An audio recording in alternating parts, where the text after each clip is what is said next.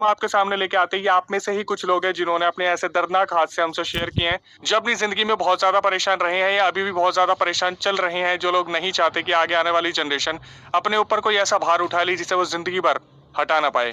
आज का जो रियल इंसिडेंट है वो हमें रोहित ने भेजा है। रोहित जो कि पटेल नगर में रहते हैं, लेकिन 2018 से पहले वो ग्रीन पार्क में रहते थे। हालांकि मैं बहुत ज्यादा शॉक्ड हूँ कि दिल्ली का ग्रीन पार्क आज के टाइम पे इतना हॉन्टेड कैसे हुआ है। अभी इस महीने के अंदर कम से कम मेरे पास 4 से 5 इंसिडेंट ऐसे आ चुके हैं जहां पर लोगों ने आके मुझे बताया कि ग्रीन पार्क के अंदर इतनी ज्यादा पैरानॉर्मल एक्टिविटीज हो रही है जो कि सर के ऊपर जा रही है। हमारे साथ एक सब्सक्राइबर भी जुड़ी थी पॉडकास्ट के लिए जिनका नाम है मानवी शर्मा, जिन्होंने अपना पूरा रियल एक्सपीरियंस अपने घर का बताया कि हॉन्टेड कैसे हुआ था उनका घर। वो पॉडकास्ट अगर आपने नहीं देखा तो उसे जरूर देखिएगा। अब आते हैं ग्रीन पार्क में ऐसी क्या चीजें हुई जिसकी वजह से रोहित ने हमें पूरा रियल इंसिडेंट ये शेयर किया। रोहित ने बताया अक्षय भाई मेरा जन्म 1991 में हुआ था। मेरे जन्म के बाद ही ग्रीन पार्क में जमीन ली गई थी और हमारा घर था जहाँ पर हमारी एक छोटी सी फैमिली रहती थी। मैं, मेरी बड़ी बहन, मेरे मम्मी और मेरे पापा। वो जो घर था काफी बड़ा था, लोहे के गेट लगे हुए थे और रोहित ने बताया कि मेरी वहां पर अच्छी जान पहचान थी। रोहित ने बताया कि अब मैं सबके सामने सारी चीजें रखता हूँ, हमारे साथ की चीजें कब शुरू हुई। रोहित ने बताया उनका जो घर है उसके पीछे एक बहुत बड़ा पीपल का पेड़ है जिसे देखने पर बहुत नेगेटिव वाइब्स आती हैं। ऐसा लगता है कि पक्का इस पे बहुत सारी एंटिटीज का वास है। रोहित ने बताया कि भाई मैं, मेरी मम्मी, मेरी बहन और मेरे पापा अक्सर ऐसा हुआ करता था हम छत पे सो जाया करते थे। लेकिन मेरी जो बहन थी उसकी नींद बहुत कच्ची थी, तो जब भी 2 या ढाई बजते थे उसे छत पे छनछनाने की आवाज आती थी, कभी कभी घर के पीछे से आवाज आती थी और वो सबको उठा देती थी। उसके उठाने पर भी ऐसा होता था कि हमें वो छनछनाने की आवाज बहुत ज्यादा आती थी। ऐसा लगता था जैसे हमारे घर में या हमारे घर के पीछे कोई एक ऐसी औरत है जो घूम रही है, जो किसी न किसी चीज को अंजाम देना चाहती है। लेकिन शायद हमारा घर बंधा हुआ था या हमारे मोहल्ले में कुछ घर थे जहाँ पूजा बहुत होती थी, जिस वजह से वो औरत आ नहीं पाती थी। रोहित ने बताया अक्षय भाई मैं बहुत छोटा था, 1996 में मेरे घर वालों ने गुरुजी को मानना शुरू किया, उनका एक छोटा सा मंदिर स्थापित किया घर में। उसके बाद चीजें थोड़ी बहुत सुधरने लगी, लेकिन हमें नहीं मालूम था कि ये चीजें इतनी आगे तक बढ़ जाएंगी जहां पर मुझे मेरी माँ को खोना पड़ेगा। इसके बाद रोहित ने बताया कि अक्षय भाई वो जो ग्रीन पार्क का एरिया था वहां पर उस मोहल्ले में ऐसा लगा जैसे मौत का मेला सा लग गया है। मतलब रोहित ने बताया अक्षय भाई हमारे जो बगल वाला घर था उसके साइड में भी एक पीपल का पेड़ था, जहाँ जहाँ ये पीपल के पेड़ हो रहे थे वहां पर ये इंसिडेंट बहुत ज्यादा हो रहे थे। जिस घर में भगवान की मान्यता थोड़ी भी कम होती उस घर में मौत का एक मेला सा लग जाता था। हमारे बगल वाले घर में मैंने अपनी आंखों से देखा, रोहित ने बताया कि हर एक साल एक इंसान गुजरता। उस घर में 6 लोग गुजर चुके थे, एक आखिरी इंसान बचा था, उसकी नई नई शादी हुई थी। उस इंसान की पता नहीं अपनी बीवी से क्या लड़ाई हुई। जब मैं स्कूल से वापस आया तो मैंने देखा वो जो इंसान था वो अपने गेट पे खड़ा था, उसके मुंह से झाग निकल रहे थे और जितने भी आगे पीछे लोग थे वो सारे के सारे उसकी मदद करना चाहते थे, लेकिन कोई भी मदद नहीं कर रहा था क्योंकि वो इंसान किसी को बीच में आने ही नहीं देना चाहता था। वो अपनी बीवी की तरफ इशारा करके बोल रहा था कि ये है मुलजिम। उस इंसान ने कुछ ऐसी चीज खा ली थी जिसकी वजह से वो उस कगार पे आ गया था कि वो कुछ ही वक्त में गुजर जाएगा। और रोहित ने बताया भाई हमारी आंखों के सामने जितने मोहल्ले वाले खड़े थे सबके सामने वो इंसान अपने गेट पर ही दम तोड़ गया। उस इंसान की जो बीवी थी वो अपने मायके वापस चली गई, नई नई शादी हुई थी, पता नहीं ऐसा क्या डिस्प्यूट हुआ था, प्रॉपर्टी का था, अफेयर का था, बच्चों का था, क्या था पता नहीं चला। उस औरत से जब तक कोई बात करता वो वहां से जा चुकी थी। उसके बाद वहां पुलिस कार्रवाई हुई लेकिन परिवार में कोई था नहीं और इस चीज को इस तरीके से ले लिया कि उस इंसान ने आत्महत्या की है। उसके बाद कुछ टाइम बाद रोहित ने बताया मैं 7वीं 8वीं क्लास में था और हम बाहर फोल्डिंग पे सोया करते थे जब लाइट की कनेक्टिविटी ज़्यादा अच्छी नहीं हुआ करती थी, रात को लाइट बहुत कम आया करती थी। एक रात लाइट कट गई, मैं, मेरी मम्मी और मेरी बड़ी बहन हम तीनों फोल्डिंग पे बाहर सो रहे थे और पापा अंदर कमरे में सो रहे थे। रोहित ने बताया कि वही 3 बजे की बात होगी, रोहित की बहन ने उनको उठाया और उनकी मम्मी को उठाया और रोहित की बहन बोलती कि मुझे ऐसा लगा जैसे मेरा फोल्डिंग किसी ने हल्का सा हवा में उठाया। ये सुनने के बाद रोहित की जो मम्मी थी वो उनकी बहन को बोलती कि तूने सपना वपना देखा होगा, सो जा। थोड़ी देर बाद ही रोहित को और उनकी मम्मी को ऐसा लगता है जैसे उनके भी फोल्डिंग किसी ने हवा में उठाए और फिर वही छनछनाने की आवाज आई। रोहित की मम्मी और रोहित बहुत ज्यादा डर गए। उनकी बड़ी बहन जो थी उनको अंदर लेके चली गई कमरे में। उनके पापा को डिस्टर्ब,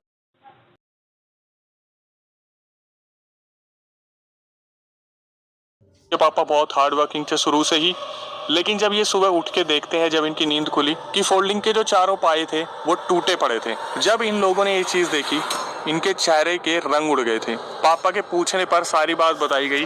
पापा ने गुरुजी से बात की कॉल पे, तो गुरुजी ने बोला कि एक काम करो, एक लोटे में पानी भरो और मैं कुछ मंत्र पढ़ूंगा, इस फोन को पानी के पास रखना और जब मेरा कॉल कटेगा पूरे घर में इस पानी को छिड़का देना। आप बिलीव नहीं करोगे, रोहित ने बताया भाई जब पानी छिड़का गया हमारे घर से ऐसी गंदी बदबू निकली, लेकिन उसके बाद वो चीज़ें वहाँ पर थम गई। लेकिन ऐसा लग रहा था जैसे तूफान से पहले की शांति होती है ना, कुछ वक्त का ठहराव और उसके बाद फिर वही सब कुछ होना शुरू हो गया। रोहित ने बताया भाई मैं अपनी छत पे पतंग उड़ा रहा था, एक दिन गुरुजी ने बिना बताए घर में एंट्री ले ली। रोहित को पता नहीं था गुरुजी घर में आए हैं और रोहित उस टाइम छोटे ही थे। रोहित जब नीचे आए तो उन्होंने गुरुजी के मुंह से ये वर्डिंग एग्जैक्ट सुनी कि जब हम तुम्हारे मोहल्ले में घुसे तो यहाँ की जो नेगेटिव एनर्जीज हैं, हमारी पॉजिटिव एनर्जीज और नेगेटिव एनर्जीज जब आपस में भिड़ी तो गुरुजी ने बताया कि मैं और मेरे जितने भी शिष्य हैं उनके दिमाग हिल गए कुछ टाइम के लिए। मतलब गुरुजी ने बताया कि इस ज़मीन पर कुछ ना कुछ ऐसा हुआ है जिसकी वजह से यहाँ पर ये जो पूरा मोहल्ला है ये बहुत ज़्यादा नेगेटिव हो रखा है। गुरुजी को बहुत ज़्यादा फोर्स करा गया तो गुरुजी ने बताया कि ये पूरी जो ज़मीन है ये शमशानी ज़मीन है। एक टाइम पर यहाँ पर शमशान हुआ करता था और लोगों की क्रियाएं ढंग से नहीं हुई है और जो लोग ज़मीन के नीचे दफन है वो लोग अपना बदला ले रहे हैं, अपनी मुक्ति चाहते हैं, लेकिन उन्हें मुक्ति मिल नहीं पा रही, जिसकी वजह से यहाँ घरों में अक्सर इस तरीके से चीज़ें होती है कि कोई भी इंसान गुजर जाता है और कोई राज नहीं खुल पाता कि उस इंसान के साथ हुआ क्या। हमारे गुरुजी हमारे घर की प्रोटेक्शन करके चले गए जब वो लास्ट टाइम आए थे। बीच बीच में मेरे पापा मम्मी जाते थे, कभी कभी हम भी जाते थे। गुरुजी लेकिन उस टाइम जब आए थे ऐसा लगा जैसे उन्हें कोई हुक्म मिला है, क्योंकि वो बिना बताए सीधा घर में आए थे। उसके बाद से उस पूरे मोहल्ले में हर घर में उन 5 सालों तक इस तरीके से इंसान गुजर जाते थे कि समझ ही नहीं आता था। और फिर इनके साथ ऐसा हुआ करता था कि रात के 2-2:30 बजे अचानक से इनके गेट बजने शुरू हो जाते। बार बार जो लोहे का गेट था उस पर कोई दस्तक देता और गुरुजी से पूछने पर एक ही चीज़ बोली जाती कि अगर ऐसा कुछ भी हो तो तुम गलती से भी गेट नहीं खोलोगे। लेकिन कब तक गेट नहीं खोलते, आखिर इनसे वो सारी गलतियां हो रही थी जिस चीज़ के लिए इन्हें मना करा गया था। रोहित ने बताया कि हमारे यहाँ पर एक लड़का घूमता था, उसका नाम मनोज था। उसको गुटखा खाने की बहुत बुरी आदत थी, उसका नाम फिड्डा रखा हुआ था, मोहल्ला उसे फिड्डे के नाम से बोलता था। तो मनोज एक रात निकला 2 से 2:30 के बीच में। उनके मोहल्ले के बाहर 2-3 दुकानें थी जो पनवाड़ी की दुकानें होती हैं, वो खुली हुई थी, रात भर कुछ लोग खोलते थे। फिड्डे ने वहाँ से मतलब मनोज ने वहाँ से गुटखा लिया और मनोज उस गुटखे को खाता खाता वापिस आ रहा था। इनकी गली के बाहर एक नीम का पेड़ हुआ करता था, रात का टाइम था। मनोज ने उस रात उस नीम के पेड़ के पास क्या देखा पता नहीं, लेकिन मनोज वहाँ बेहोश हो गया। जब लोग वहाँ से गुजर रहे थे उस गली के आसपास से तो उन्होंने देखा कि मनोज मतलब फिड्डा जो है वो बेहोश पड़ा हुआ है, उसे उठाया गया। मनोज ने अपनी पैंट में टॉयलेट कर दिया था और जब मनोज से पूछा गया तो मनोज ने बताया कि मैंने साक्षात कल रात को एक सरकटे भूत को देखा है। एक सरकटा भूत जिसकी 7.5 से 8 फीट हाइट थी और नीम के पेड़ के पूरा वो बिल्कुल बराबर में खड़ा था और वो उसी की तरफ बढ़ रहा था मनोज की। मनोज उस चीज़ को झेल ही नहीं पाया और वहीं की वहीं बेहोश हो गया। इसके बाद एक और हादसा सामने आया और वो हादसा बहुत ज़्यादा लाइमलाइट में आ गया। रोहित ने बताया कि भाई हमारे घर के जस्ट 2 घर दूर एक चंदन अंकल रहा करते थे, वो दिल्ली यूनिवर्सिटी में काम किया करते थे सिक्योरिटी गार्ड का। तो कभी कभार ऐसा होता था कि उनकी नाइट शिफ्ट हुआ करती थी तो उन्हें नाइट में भी वापस आना पड़ता था। कभी डे शिफ्ट होती थी, कभी मिड शिफ्ट होती थी, कभी रात के 2-2 बजे वो वापस आते थे। तो चंदन अंकल जब इस चीज़ से बहुत ज़्यादा परेशान हो गए तो मोहल्ले में इस चीज़ को डिस्कस करा गया कि जब भी वो दिल्ली यूनिवर्सिटी से ग्रीन पार्क की तरफ आते थे तो रास्ते में कोई शमशान पड़ता था, उस शमशान के पास से ही कुछ एंटिटीज़ उन्हें परेशान करना शुरू कर देती है। उनकी साइकिल पर बैठ जाती है, साइकिल पीछे से बहुत भारी हो जाती थी। उन्हें ऐसा लगता था कि कोई एंटिटी है जो बार बार उन्हें बोलती है कि हमें भी लेके चल, हम तेरे साथ हैं, तू रोज़ यहाँ से निकलता लेकिन हमें नहीं देखता, पीछे मुड़ के तो देख एक बार, हम तेरे साथ चलेंगे। चंदन अंकल बहुत ज़्यादा परेशान हो गए थे और उनके पास एक ही सॉल्यूशन था, वो अपने साथ बीड़ी का बंडल रखते थे और उस बीड़ी को पिया नहीं करते थे। वो जब भी वापस आते थे रात को और उनके साथ जब भी ऐसा होता था कि कोई एंटिटी की आवाज़ आ रही है, वो बिना पीछे देखे सीधा घर के बाहर आते थे। लोहे का गेट था, वहाँ पर बीड़ी लगा देते थे जला के और एक माचिस को जला के अपने ऊपर से पीछे फेंक देते थे।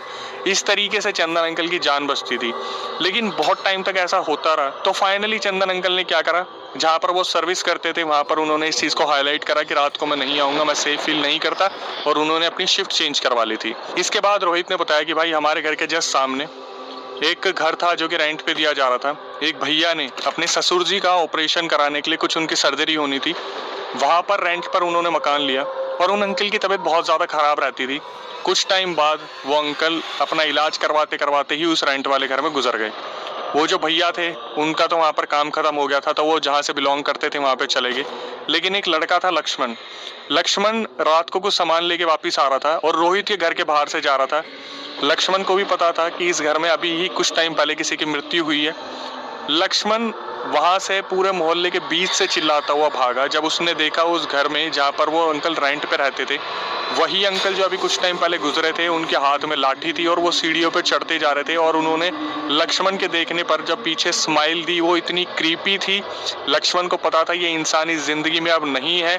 और जिस तरीके से लक्ष्मण ने उन्हें देखा और लक्ष्मण को जिस तरीके से उन्होंने देखा, लक्ष्मण का भी टॉयलेट निकल गया। बस लक्ष्मण बेहोश नहीं हुआ। और ये वाली चीज भी बहुत ज्यादा उस मोहल्ले में वायरल हुई थी। रोहित ने बताया कि भाई मौत का मंजर तो वहां पर उस मोहल्ले में चल ही रहा था कि हर साल कुछ ना कुछ ऐसा होता था। लेकिन एक जो चीज रोहित ने और उनकी फैमिली ने पर्सनली ऑब्जर्व की, वो ये थी कि जिस तरीके से पैरानॉर्मल एक्टिविटीज बढ़ रही है, उस तरीके से लोगों का व्यवहार वहां पर बहुत ज्यादा बढ़ता जा रहा है। मतलब जब 1991 में रोहित के पापा ने इस घर को लिया था, उससे पहले फीडबैक लिया था कि ये मोहल्ला बहुत अच्छा है और यहाँ के लोग बहुत प्यार मोहब्बत से रहते हैं। और रोहित के पापा ने बताया अभी कि कुछ 1-2 साल तो सब कुछ बहुत अच्छे से चला, मतलब लोग बहुत प्यार मोहब्बत से रहते थे।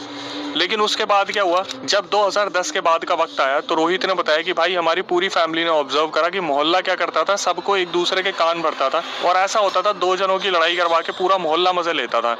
ग्रीन पार्क में एक डेसू पार्क है जहाँ पर रोहित अपने दोस्तों के साथ क्रिकेट खेला करते थे। तो किसी ने बॉल हिट की और वो बॉल जाके पार्क के कहीं साइड में पड़ी जहाँ झाड़ियाँ उगी हुई थी। रोहित ने बताया अक्षय भाई मैं वहाँ पे गया और जब मैं बॉल उठा रहा था मैंने देखा हमारी जो बॉल है वो एक पन्नी में जाके गिरी। जब उन्होंने ध्यान से देखा उस पन्नी में मिठाई का डब्बा था जिसमें 2 मिठाइयाँ पड़ी थी। वहाँ पर एक वुडू डॉल थी काले कलर की, उसका पूरा मेकअप करा गया था जैसे किसी लड़की का आकार दिया गया हो। और रोहित ने बताया उसके कोई ऐसा हिस्सा नहीं था जहाँ पर पिंस ना चुभो रखी हो। ये देखने के बाद रोहित ने बताया अक्षय भाई सब दौड़ के भागे वहाँ से। मतलब एक इंसान वहाँ पे नहीं रुका। और रोहित ने आके अपने घर पे बताया कि हमारे ही मोहल्ले के लोग अब काला जादू एक दूसरे के ऊपर कर रहे हैं। रोहित ने बताया कि हमने अपना घर ले रखा था, वो हम रेंट पे नहीं रहते थे। उस घर को रेनोवेट करवाना था, काम शुरू करवाया। कुछ महीनों बाद जब काम खत्म हुआ, रोहित ने बताया अक्षय भाई मेरी बहुत बुरी आदत थी कि मुझे कंप्यूटर गेम्स खेलने का बहुत ज़्यादा शौक था और आज भी है। तो रोहित ने बताया कि एक रात की बात है, लेट नाइट 10:30 बजे मैं गेम खेल रहा था, मेरे मम्मी पापा सो रहे थे, बड़ी बहन भी सो रही थी। अचानक से जो सामने वाली दीवार थी कंप्यूटर के पीछे, उस पे कुछ छींटे आई ऐसे करके जैसे अभी मैं खेल रहा हूँ और अचानक से मैंने देखा यूं छींटे आई। रोहित ने देखा कि ये तो ऐसा लग रहा है जैसे कोई रसगुल्ले की चाशनी हो। अगले दिन सुबह उठ के रोहित ने सबको बताया और घर वाले जब देख रहे थे तो लिटरली कहाँ से आई थी किसी को भी नहीं पता था। गुरुजी को फोन मिलाया गया और गुरुजी ने बताया कि तुम्हारे घर पे भी वो सारी चीजें होनी शुरू हो गई है जो तुम्हारे मोहल्ले में हो रही है। बट गुरुजी ने बोला कि मैं मंत्र पढ़ूंगा यहाँ से और कुछ चीजें दूंगा तुम्हें अपने घर में, उस चीज का यूज करना, तुम्हें कुछ नहीं होगा, तुम बिल्कुल भी परेशान मत हो। इसके बाद रोहित ने बताया भाई ये जो चाशनी वाला सीन हुआ था जहाँ पर हमारी दीवारों पर इस तरीके से छींटे मिली, उन्होंने बताया इसके बाद चीजें हमारे घर में बहुत बुरी तरीके से बढ़ने लगी। हमारा जो बाथरूम था, नहाने के बाद जो कपड़े हम वहाँ पे टांग के आ जाते थे, शाम को अगर हम देखते थे उन कपड़ों को धोने के लिए निकालते थे तो मम्मी बताती थी, बहन बताती थी कि वो कपड़े फटे हुए हैं। वो जो कपड़े थे कैसे फटे हुए हैं कैसे नहीं ये किसी को भी पता नहीं चला। लेकिन इनके घर में ये चीजें इस तरीके से बढ़नी शुरू हो गई कि अब ऐसा लग रहा था कि अगले टारगेट यही है। और इसके बाद जो चीज सामने आई वो बहुत ही दिल दहलाने वाली थी। रोहित ने बताया भाई 2016 की बात है, मेरी मम्मी ने दम तोड़ दिया। कुछ टाइम वो बीमार रही और उसके बाद ऐसा लग रहा था जैसे घर में कोई एक तो शिकार हो गया। रोहित की फैमिली के साथ इतनी सारी चीजें हो रही थी लेकिन सारी चीजें समझ से परे थी। रोहित बहुत ज्यादा नेगेटिव हो गए थे, बहुत ज्यादा। रोहित की बहन कुछ रिलेटिव्स के साथ लेके उन्हें हिमाचल घूमने लेके गई। वहां पर जब घूमने के लिए पहुंचे, रोहित ने बताया भाई टाटा सुमो चलती थी, सब आगे पीछे बैठते थे, रैंडम सवारियां भी बैठती थी। एक न्यूली मैरिड कपल वहां पर गुरुद्वारा था, वहां पर दर्शन के लिए गए थे। रोहित ने बताया कि भाई मैं और मेरी बड़ी बहन झरने के नीचे नहा रहे थे और वो जो झरना था वो कोई आम झरना नहीं था, उसका पानी गुरुद्वारे से टच होके आता था। तो जब हम सुबह नहा रहे थे, मुझे आज भी याद है, मैंने अपनी आंखों से देखा कि वो जो न्यूली मैरिड कपल आया था उसमें जो लड़की थी उसे खींच के झरने की साइड लेके आ रहे थे और झरने की साइड लाते लाते उस लड़की की आवाज़ बिल्कुल चेंज हो गई। वो आदमी की आवाज़ में बोलने लगी कि मैं सबको मार दूंगा, छोड़ दो मुझे मत लेके जाओ उस तरफ, मुझे नहीं जाना, मैं इसको लेके जाऊंगा, मुझे मिला है, मुझे ये ऑर्डर मिला है, मुझे इसको लेके जाना है। रोहित ने बताया भाई मैंने साक्षात अपनी आंखों से पोजेशन देखा। फिर उस झरने के बारे में पता करा गया तो रोहित ने बताया कि भाई एक्चुअली में वो जो झरना है वो ब्लेस्ड है, हिमाचल में जिसके ऊपर पोजेशन हुआ करता था उस झरने में अगर आप उसे इंसान को लेके जाओगे तो उसे करंट वाली फीलिंग आती है कि उस झरने में करंट लग रहा है। उस औरत को वहाँ पर नहीं लाया गया। जब ये लोग गुरुद्वारे में पहुंचे तो वो जो लड़की थी उसे भी लाया गया और वहाँ जो गुरुजी बैठे थे उन्होंने एक बार उसे बोला कि बोल जय बाबा जी की। वो जो एंटिटी थी वो 2-3 बार तो बोली नहीं और उसके बाद गुरुजी के सामने जीभ निकालने लग गई। तो वहाँ पर कुछ सरिये पड़े थे जिससे उस औरत की कमर पे खूब मार पड़ी। उसके बाद वो जो औरत थी वो कुछ देर बाद नॉर्मल हो गई थी, उसको छुटकारा मिल गया था। रोहित ने बताया भाई मैं उस मोहल्ले में रह के इतना नेगेटिव हो गया था, हमारे सारे काम बिगड़ने शुरू हो गए थे। हमारे घर में ऐसा लग रहा था जैसे हम टारगेट हो चुके हैं। मेरी मम्मी 2016 में हमें छोड़ के चली गई। 2018 में फाइनली इन्होंने एक डिसीजन लिया कि अब इस घर को बेच के हमें निकल जाना चाहिए और 2018 में ग्रीन पार्क के उस मोहल्ले को छोड़ के ये पटेल नगर पर शिफ्ट हो गए। उसके बाद रोहित जब बड़े हुए तो उनकी शादी हो गई। अभी जब लास्ट मेरी उनसे बात हुई तो उनका 8 महीने का एक बच्चा है जो कि बहुत प्यारा है और मैं भगवान से हमेशा यही प्रे करूंगा कि उस बच्चे को हमेशा सलामती मिले और रोहित के परिवार को जो दुख दर्द देखने को मिले थे वो किसी भी परिवार को ना मिले। रोहित का परिवार सलामत रहे। रोहित से मेरी बात हुई, उन्होंने एक एक चीज़ मुझे ओवर द कॉल भी बताई जो कि रिकॉर्डिंग में उन्होंने मुझे सेंड की थी। बस उन्होंने यही चाहा कि ये सारी चीज़ें सामने रखी जाए क्योंकि इसमें moral of the story conclusion उन्होंने ही दिया कि अक्षय भाई जनता को बताना कि अगर मोहल्ले में कुछ लोगों की इस तरीके से अगर अज्ञात मृत्यु हो रही है और उनका पिंडदान नहीं करा जा रहा और उनकी क्रियाएं नहीं करी जा रही तो वो जो आत्माएं होती हैं वो घरों में कैद हो जाती हैं और फिर वो घरों में कैद होके उस ज़मीन को बहुत ही ज़्यादा नेगेटिव बना देती है। और गुरुजी ने वैसे ही बताया था कि ये शमशानी ज़मीन है, इस पर कभी कोई बस नहीं पाएगा। सिर्फ लोग अपना प्रोटेक्शन करते थे। रोहित ने बताया हमने भी प्रोटेक्शन करा था, कड़े पहने थे, गुरुजी के बोलने पर लॉकेट पहने थे। लेकिन क्या कर सकते हैं जब नेगेटिव एनर्जी इतनी ज़्यादा हो जाएगी, जहाँ पर कोई भी अगर इंसान गुजरता है और उसकी क्रिया ढंग से नहीं हुई तो उस मोहल्ले में जैसे मौत का एक पूरा खेल बन गया था, ऐसा जंगल सा लग गया था कि इंसान वहाँ पर इस तरीके से शिकार हो रहे थे कि समझ ही नहीं आ रहा था कि कौन जिंदा रहेगा और कौन ख़त्म हो जाएगा। आखिरी में बस यही बोला गया कि शमशानी अगर ज़मीन पे आपने घर बना लिया, शायद आपको पहले पता कर लेना चाहिए उस मोहल्ले के बारे में जहाँ पर आप घर लेने वाले हो। रोहित ने बताया भाई मेरे पापा ने 1991 में घर लिया था, 2018 तक मैंने इतनी सारी चीज़ें देखी। आज 2018 के बाद 2024 आ गया, मैं पटेल नगर में रह रहा हूँ, मैंने इतनी सी भी चीज़ नहीं देखी। वो मोहल्ला इतना ज़्यादा मनहूस हो चुका है। और इतने सारे मल्टीपल रियल इंसिडेंट के बाद हमारी जनता से क्या ही रिक्वेस्ट होती है कि जो नए व्यूअर्स हमारे चैनल पे आए हैं, जो वीडियो को देख रहे हैं, जिन्होंने इस वीडियो से कुछ भी सीख ली हो तो चैनल को सब्सक्राइब कर ले, बेल नोटिफिकेशन ऑन कर ले ताकि सबसे पहले ऐसी पैरानॉर्मल अवेयरनेस वीडियो आपके पास आए। और इस रियल इंसिडेंट वाली वीडियो को शेयर करना उन लोगों के साथ जो ग्रीन पार्क में रहते हैं और दिल्ली के ऐसे लोगों के पास जो इन सब चीज़ों में बहुत ज़्यादा इंटरेस्ट रखते हैं, ताकि वो कमेंट करके बता पाए कि ऐसा क्यों हुआ, क्या हुआ, या फिर जो हमारी समझ से भी परे चीज़ें हैं शायद वो कमेंट सेक्शन में मेंशन हो। इसके बाद यही कहूँगा, आपके कहने पर हमने अपना दूसरा चैनल स्टार्ट किया जिसका